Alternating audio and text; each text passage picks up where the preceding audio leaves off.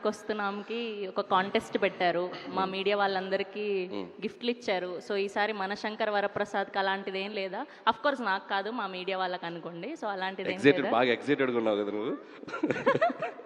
Okay, last time గెలిచిన అమ్మాయి అక్కడ చాలా ఎక్సైటెడ్గా వెయిట్ చేస్తుంది. సో అట్లాంటిది ఏం లేదా ఈసారి? అంటే కాంటెస్ట్ అని మనం అనుకుంటే సరదాగా పెట్టుకోవచ్చు, ఇబ్బంది ఏం లేదు.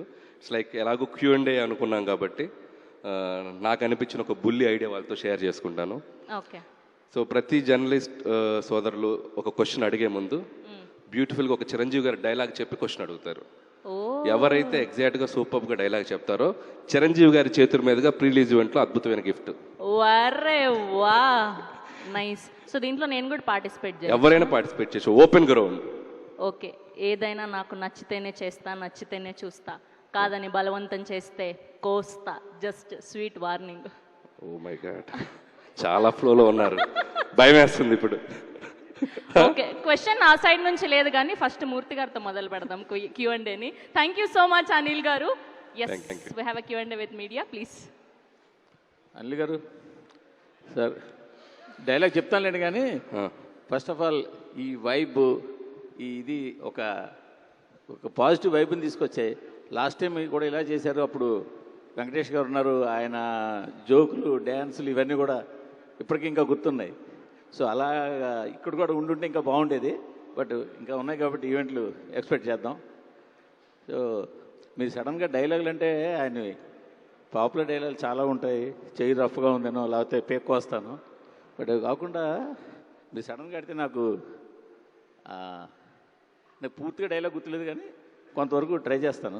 మీరు బాగా చెప్పాలి, బాగా చెప్పాలి. అంటే ముందు డైలాగ్ గుర్తుండాలి, ఎందుకంటే ఆయన ఎన్ని సినిమాలు. మీ మీద చాలా ఎక్స్పెక్టేషన్స్ ఉన్నాయి, కెమెరా ఉంది మీ మీద, మైక్ ఉంది, చూసుకోండి మరి. ఆయన మీకు బాగా ఇష్టమైన డైరెక్టర్ జంజాల్ గారు. ఆయన సినిమాలో ఒక ఫన్ డైలాగ్ ఉంటుంది, నేను అవసరం లేని చోట అధిక ప్రసంగం చేయను, అలా అని అవసరమైతే ఆవకాయ నుంచి అణుబాంబు దాకా అనర్గళంగా మాట్లాడగలను.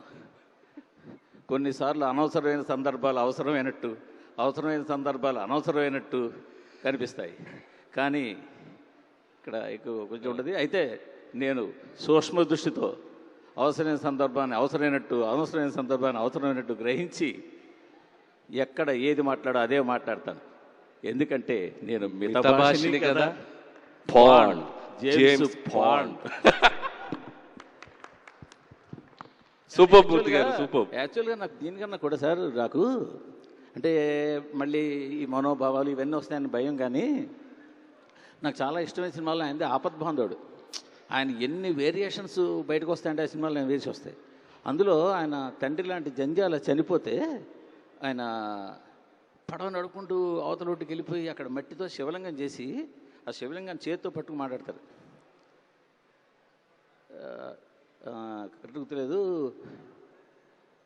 బోళాశంకరుడు, పరమేశ్వరుడు, ఇలా ఇంకో పేర్లు చెప్పి ఇవన్నీ నీ పేర్లే కదా, ఇన్ని మంచి మంచి పేర్లు ఏ మంచి పని చేయి నీకెందుకయ్యా, ఈ పూజా పునస్కారాలు, ఈ గుళ్ళు గోపురాలు ఇవన్నీ అని చెప్పి చాలా ఆవేశంగా లెంగ్దీ డైలాగ్ మాట్లాడతారు. అది చాలా బాగుంటుంది, ఇంకా కానీ గుర్తులేదు కానీ నాకు. సూపర్ మూర్తి గారు, మీరు ఒకటి అడిగితే 2 డైలాగులు చెప్పారు. సరే, ఎందుకు క్వశ్చన్ ఏంటంటే చెప్పండి సార్, చిరంజీవి గారిని ఇప్పుడు దారి కటౌట్లన్నీ చూసాము, అన్నీ చూసాం. మేము 80s, 90s ఎలా చూసామో మీరు మళ్ళీ అలా చూపిస్తున్నారు, ఆ ఎనర్జీగా చూపిస్తున్నారు. అంటే కేవలం ఇదే మెయిన్ కీలకంగా ఉంటుందా సినిమాలో? ఒక మంచి కథ ఉంటుందా? అంటే ఏదో అలా పండక్కి సరిపోయే లైట్ కథేనా, లేదంటే ఒక ఇన్డెప్త్ కాస్త బరువైన కథ ఉంటుందా? కంపారిటివ్లీ సంక్రాంతికి వస్తున్నాం కంటే స్టోరీ వైజ్ చాలా కొద్దిగా డెప్త్ ఉన్న స్టోరీ అండి. It's like not like A fun ఏదో ఎంటర్టైన్మెంటే కాకుండా బ్యూటిఫుల్ ఎమోషనల్ మూమెంట్స్ చాలా ఉంటాయి. అండ్ చిరంజీవి గారికి, నయనతార గారికి అండ్ 2 పిల్లలు ఉంటారు సినిమాలో, ఆ పిల్లల మధ్య ఆయనకు వచ్చే సన్నివేశాలు. అండ్ ఈ సినిమాని not only entertainment, through out ఒక డ్రామా కూడా సస్టైన్ చేస్తూ వెళ్తుంది. సో కంపల్సరీ ఫన్నే కాదు, ఎమోషనల్ పోర్షన్ కూడా ఉంటుంది సినిమాలో.